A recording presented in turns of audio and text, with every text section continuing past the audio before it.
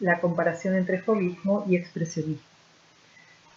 Brevemente vamos a comentar que el fauvismo, como ustedes ya están estudiando, es un movimiento pictórico que se desarrolla en Francia entre 1904 y 1908 como grupo, a partir de una muestra en el Salón de Otoño de 1905, que exponen por primera vez, y el crítico Louis Baudelaire califica de fauve, de fieras, la producción, las obras de Matisse, de Derain. Derain, recordemos que fue discípulo de Gauguin, de Maurice de Vlaminck, de Mangin, Marquet e incluso Georges Braque y Dufay. Volvemos sobre algunas imágenes que ya habíamos observado en el PowerPoint de las comparaciones general. Y el punto de partida de Matisse sí es esta búsqueda fundamental de la belleza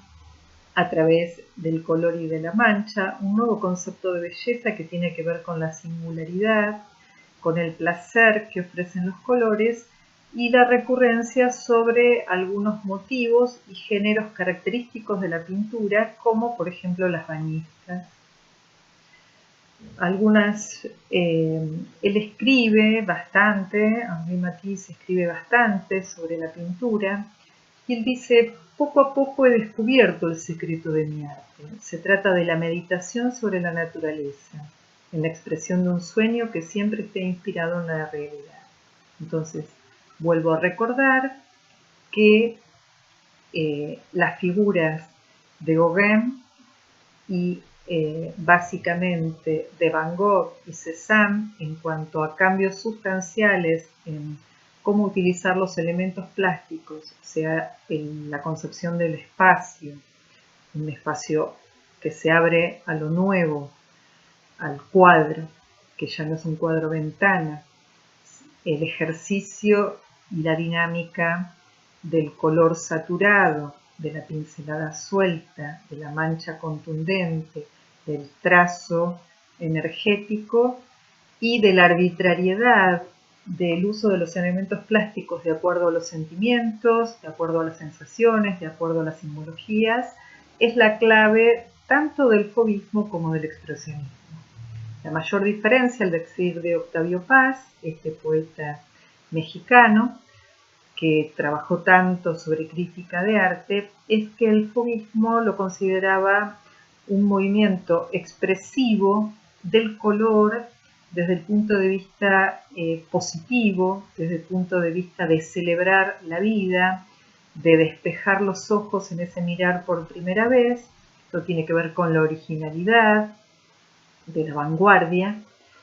sí, hacer algo nuevo, y en el caso de los fauves, como si fueran ojos de niños, digamos, desprovistos de toda la academia, sacándose de encima todos los prejuicios y las convenciones plásticas previas,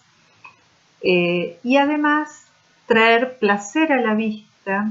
y Octavio Paz hablaba de una erótica del color y de la pincelada. En su estudio en Culier, él trabaja el concepto de las ventanas, que lo vamos a ver también en Vuillard, e incluso desde otro punto de vista, dentro de unas clases lo vamos a ver en la Escuela de la Boca con la cámara, ¿no? El pintar el estudio a través de una ventana. Acá todavía está la ventana abierta, en el sentido de la representación ilusionista, pero ya no es un ilusionismo según la narrativa vasariana, sino según la narrativa moderna. Una característica de los interiores de Matisse, que se abren al exterior, es la ambigüedad perceptual entre figura y fondo, ¿no? Es tan complejo el fondo como la figura que empieza a rebatirse y empieza a generarse todo como una gran textura visual, donde vemos en simultaneidad, y a medida que nos adentramos, un poco como en el postimpresionismo, podemos reconocer cierta profundidad. Luego, todos los elementos que hacen también a la actividad y la vida, el hábitat del artista, ¿no? Y la cotidianeidad. Justamente él dice, las ventanas son pasajes entre el exterior y el interior, como en la habitación roja o el comedor rojo, donde también el arabesco, insisto, tiene que ver con lo ornamental, tiene que ver con la idea de un gran collage. La música, la serie de lo que va a ser la música, la danza, bueno, se va sintetizando cada vez más los elementos plásticos hacia lo que después él va a hacer como collage concretamente, con papeles recortados, y entonces hay una vibración del color sobre un espacio plano. Tenemos que ver toda la vida como si fuéramos niños. Es otra de las frases que podemos tener en cuenta para tocar fondo, digamos, de todas las convenciones plásticas e ir básicamente al origen. Uno de los orígenes es descubrir el mundo por primera vez. Bueno, técnicas o estrategias, plano rebatido y Munch. André Derain, El camino de vuelta, donde él pasa de esa tendencia simbolista a tomar la naturaleza como escenario, como objeto de representación y básicamente como objeto de expresión de sensaciones que se deriven por el color saturado. Lo mismo que en Vlaminck, ¿no? Esto de querer sacar y pintar como boxea, ¿no? También en sus árboles rojos, el legado de Gauguin y la pincelada y el avance y retroceso de color y grados de saturación de toda la puesta postimpresionista está vigente.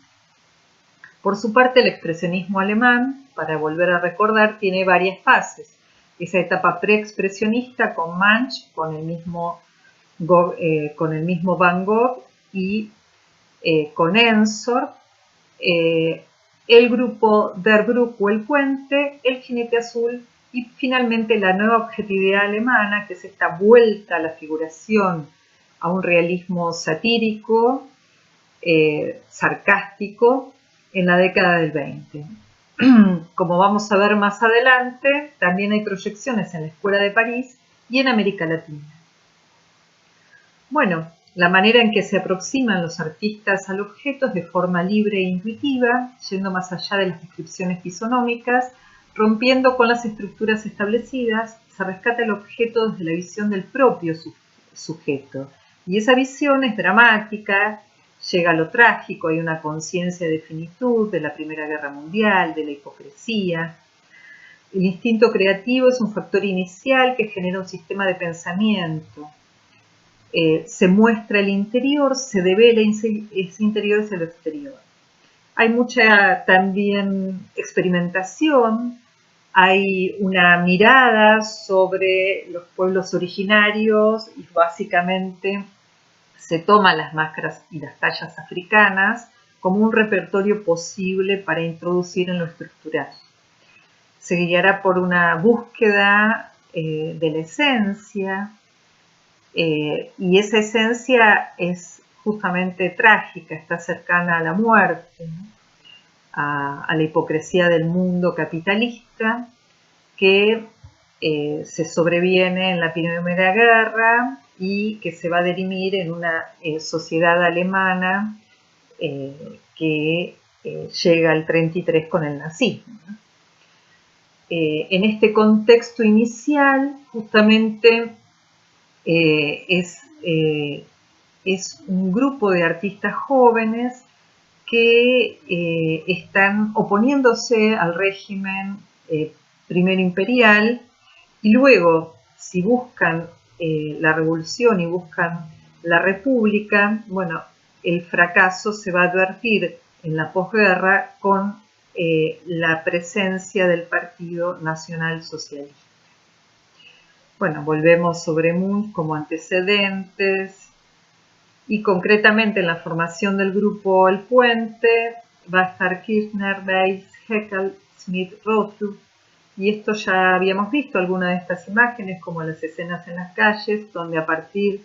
de los escorzos, a partir de las direcciones en diagonal, del trazo enérgico Se convierte el dibujo como un arma, como una herramienta de denuncia de las hipocresías sociales, de la ciudad como lugar también y germen de los vicios, los rostros grotescos, el exceso de maquillaje representado a través de la saturación, demuestra la hipocresía. Acá Kirchner, un autorretrato con modelo, donde ese trazo grueso y vigoroso de el dibujo como una línea modulada, enérgica, como una mancha, insisto, como va a decir Otto Dix, el dibujo es un arma de lucha. Bueno, la convivencia o la comparación con el FOB tiene que ver con el mismo repertorio de elementos plásticos, pero digamos la saturación y el trazo enérgico como hachazos se corresponde con, más que el uso erótico del color, con el uso energético y trágico del color, al decir de Octavio Paz, que va a encontrar y vamos a encontrar justamente una repercusión de estas tendencias en los muralistas mexicanos, ¿no? Y en el grabado mexicano como en el grabado rioplatense de los artistas del pueblo. Bueno, en Nolde el uso de las máscaras, la aparición de las máscaras tiene que ver con la mirada sobre África, pero también con el significado histórico de las máscaras como grotesco, como sátira. Habíamos dicho también que la segunda formación de este grupo expresionista del jinete azul surge en el 11 con Kandinsky, Mark, Paul Klee y von Hamlensky, y básicamente parten de estos elementos plásticos, pero van hacia un proceso experimental mayor, ¿no? De reducir el carácter verosimilizador y abandonar paulatinamente los motivos representacionales en pos de la abstracción. El almanaque y la publicación le sirven a Kandinsky y a Mark para difundir las ideas de un arte nuevo. Y acá tenemos lo que se conoce dentro de la primera serie de Kandinsky de acuarelas abstractas en 1910, donde libera la mancha de manera sinergética, ¿no? Se habla de una sinergia en Kandinsky donde se integra pintura, música, movimiento, y él va a asociar estos tres planos escribiendo de lo espiritual en el arte, el movimiento del gran realismo y de la gran abstracción como dos polos de un mismo proceso creativo que tiene que develar la estructura interna. Entonces él dice que el artista introduce o es un mediador de una serie de movimientos internos que están en la esencia o en la estructura de la naturaleza y que tiene su correspondencia en la naturaleza del arte. Entonces la creación es el develar estas estructuras de la naturaleza subjetivadas, donde los sonidos, los movimientos y las temperaturas del color se corresponden, ¿no? En ese sentido, Franz Marc, bueno, atiende a la deconstrucción de la representación académica en pos de representar el movimiento, sí, de la serie, en el caso de los caballos, pero con la soltura y con la arbitrariedad y con el uso plástico del color, básicamente en ese legado de Gauguin, pasando por el pre-expresionismo. Bueno, otro ejemplo de Kandinsky, Montaña Azul, de la serie de las montañas, donde bueno, el proceso de abstracción parte de justamente alejarse de los elementos naturales en pos de esas vibraciones energéticas en el campo plástico. Ese campo plástico donde él sigue pensando que el cuadrante superior es el cielo, que el cuadrante inferior es la tierra, y que de derecha de izquierda a derecho se va hacia un camino ascendente en las diagonales, ¿no? Y además, luego Kandinsky, participando de la escuela de la Bauhaus, que lo vamos a ver en otro microvideo, va a enseñar el punto de partida de cómo los elementos plásticos mínimos pueden complejizarse de acuerdo al movimiento, de acuerdo a las vibraciones, como este concepto de que la línea es un punto en movimiento, ¿no? Inmediatamente a la Primera Guerra, en ese momento donde supuestamente hay un cierto retorno al orden en la Alemania occidental, como lo pasa en el área de Berlín, algunos artistas que vienen de las experiencias dadaístas o vienen del expresionismo de Verbrugge o del Jinete Azul,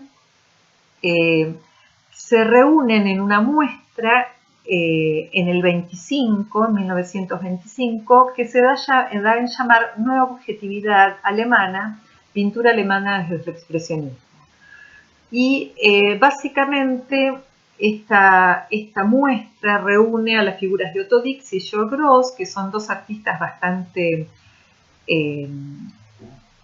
revolucionarios en ese contexto alemán, que vienen de las experiencias dadaístas de Berlín,